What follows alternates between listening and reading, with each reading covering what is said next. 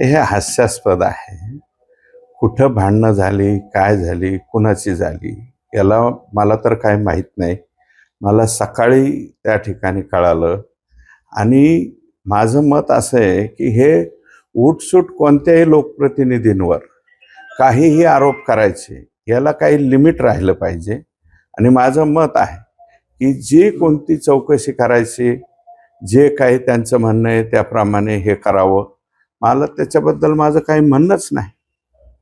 पण जे आरोप केले जात आहे ते म्हणजे त्यांचे ते वारंवार काहीतरी घोटाळे बाहेर काढतात. अहो हे बघा, कोण घोटाळे बाहेर काढतो, कोणाचे घोटाळे बाहेर पाडतो, याच्याशी माझा काही संबंध नाही. व्यक्तिगत माझ्यावरती खूप मोठे आरोप हे जे आहे, मवियाचं सरकार असताना या लोकांनी केलं होतं. त्याची रीतसर चौकशा झाल्या. त्याच्यानंतर ACBची सुद्धा चौकशी झाली.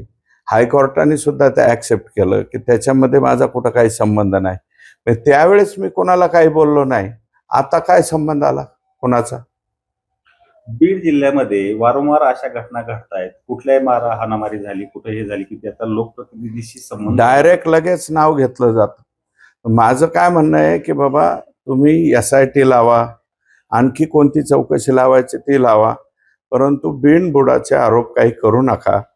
हे विनाकारण कोणाचे नावं घ्यायचे, कोणाच्या इज्जतीचा पंचनामा करायचा, हे जरा कुठंतरी थांबलं पाहिजे असं माझं मत आहे. जाणून बुजून केलं होतं असं काय? 100%. आता घटना कुठं घडली हेही मला माहित नाही. मांदळी गाव कुठं आहे? तिकडे नगर जिल्ह्यामध्ये. आणि नगर जिल्ह्यामध्ये घटना झाली आणि रात्री घडली आणि सकाळी मला माहिती झालं. त्याच्यानंतर तुम्ही आत्ता मला जस्ट फोन केला.